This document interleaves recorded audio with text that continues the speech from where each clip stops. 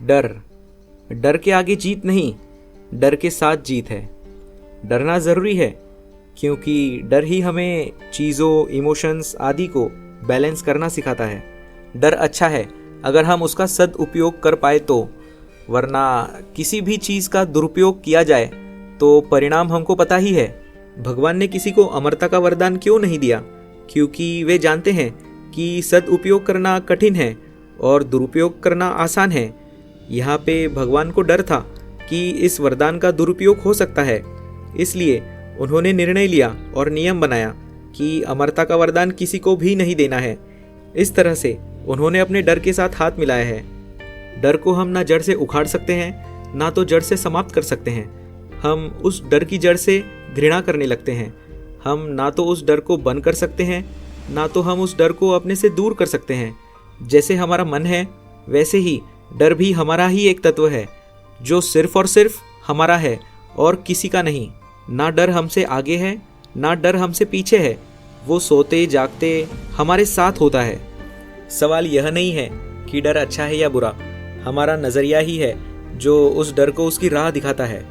हमारा नज़रिया ही उस डर का भविष्य तय करता है कि उसको हमारा खलनायक बनना है या हमारा नायक। ये हमारे ऊपर है कि हम उस डर की जड़ से मीठे फल के पेड़ की अपेक्षा करते हैं या फूलों की अपेक्षा करते हैं या जहरीले चीज़ों की।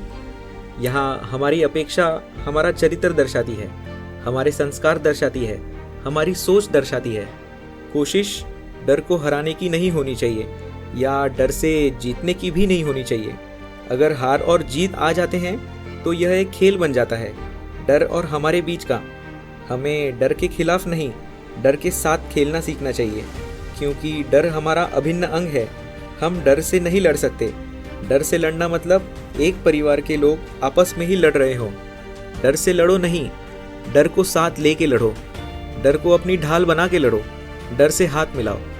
जैसे परिवार में सबको साथ पकड़ के चलना होता है, सब लोगों को ध्यान में रखते हुए निर्णय लेने होते हैं, वैसे ही डर को साथ लेके मतलब अपने साथ लेके कार्य करो। डर एक वरदान है। डर मतलब एक संकेत है। जहाँ डर होता है वहाँ समझ जाना चाहिए कि प्लानिंग और प्रैक्टिस की ज़रूरत है। प्लान करो उस डर को जो तुम्हारी दिल की धड़कनें नॉर्मल करने में तुम्हारी मदद करें। प्रैक्टिस करो उस डर की बार बार कि तुम्हारी बढ़ी हुई धड़कनें बोरियत महसूस करने लगे कि इसके लिए अब ज़्यादा मेहनत करनी नहीं है। कभी भी डर के साथ कोई इमोशन मत जोड़ना, ना अच्छा ना बुरा। जोड़ना तो बस दो चीज़ें, प्लानिंग और प्रैक्टिस। ट्रेडिंग में भी डर से जीतने की या डर के आगे रहने की कोई ज़रूरत नहीं। डर को साथ लेके चलो। ट्रेडिंग फियर को एक इमोशन ना मान के एक काम मानो जिसे पूरा करने की 100% ज़रूरत है। अपने दिमाग में ट्रेडिंग फियर का एक डेफिनेशन सेट कर लो कि ट्रेडिंग फियर मतलब ट्रेडिंग फियर प्लानिंग और ट्रेडिंग फियर प्रैक्टिस। पहले प्लान करो, फिर उस प्लान को रिपीट कर करके प्रैक्टिस करो। जैसे जैसे नंबर ऑफ प्रैक्टिस टाइम्स बढ़ते जाएंगे, वैसे वैसे फियर तुम्हारी ढाल बनते जाएगा। अगर बार बार प्रैक्टिस करने पर भी डर कम नहीं हो रहा है, मतलब डर तुम्हारे साथ नहीं आ रहा है, तो समझ जाना कि प्लानिंग में कुछ गड़बड़ हुई है। ट्रेडिंग फियर 3 प्रकार के होते हैं। पहला, प्री ट्रेडिंग फियर मतलब ट्रेड लेने के पहले का डर।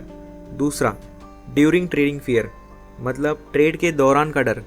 तीसरा, पोस्ट ट्रेडिंग फियर मतलब ट्रेड के बाद का डर। ये टोटल 35 प्रकार के फियर्स हैं। इससे भी ज़्यादा हो सकते हैं। एक्चुअली ये 35 रीजन्स हैं जिससे फियर का जन्म होता है। ये सारे 35 रीजन्स का डेस्टिनेशन फियर है, और मानो या ना मानो ये सभी एक दूसरे से इंटरलिंक्ड है। इन सभी से डरने की कोई ज़रूरत नहीं, इन सभी की मरम्मत करने की ज़रूरत है। एक स्ट्रगलिंग ट्रेडर सालों तक इन्हीं फियर्स के चक्रव्यूह में फंस कर रह जाता है। इन 35 कारणों में से एक को भी नज़रअंदाज करोगे तो जितनी वक्त की कीमत अब तक चुकाई है ट्रेडिंग में करियर करने के लिए, उससे कई गुना ज़्यादा कीमत और चुकानी पड़ सकती है। ये सभी कारण अपनी जगह सही हो सकते हैं, लेकिन ट्रेडिंग में इनकी कोई जगह नहीं है। अगर इन सभी फियर्स को टैकल करना है, इन फियर्स के मायाजाल में नहीं फंसना है, तो सोचें और समझें कि ट्रेडिंग के दौरान हम इन फियर्स पे क्या और कैसे रिएक्ट करेंगे। और हर एक डर को प्लान करो और उसी डर के साथ प्रैक्टिस करो। आहिस्ते आहिस्ते हमारी ये प्री, ड्यूरिंग और पोस्ट ट्रेडिंग फियर्स की लिस्ट खाली हो जाएगी।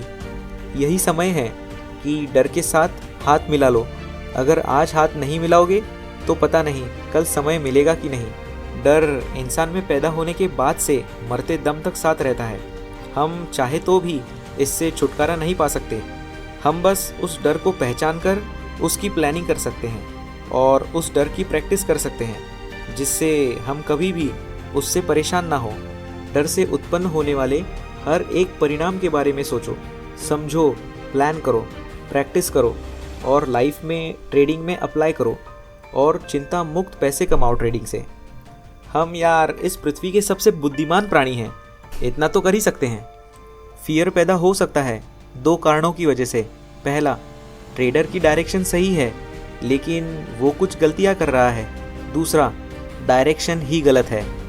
स्ट्रगलिंग ट्रेडर को पता ही नहीं कि प्रोबेबिलिटी और कंपाउंडिंग के क्या मायने हैं ट्रेडिंग में। उसे नहीं पता कि सही रिस्क रिवॉर्ड क्या हो सकता है। उसे नहीं पता कि एफिशिएंसी कितनी हो सकती है ट्रेडिंग में।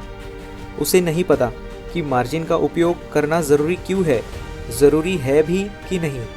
उसे नहीं पता कि इक्विटी ही सच है, बाकी फ्यूचर्स एंड ऑप्शंस तो झूठ के बाज़ार हैं। उसे नहीं पता कि ट्रेडिंग बिजनेस से साल में, महीने में कितनी कमाई की जा सकती है। वो प्राइस एक्शन को समझता ही नहीं। समझता नहीं तो भरोसा कैसे करेगा।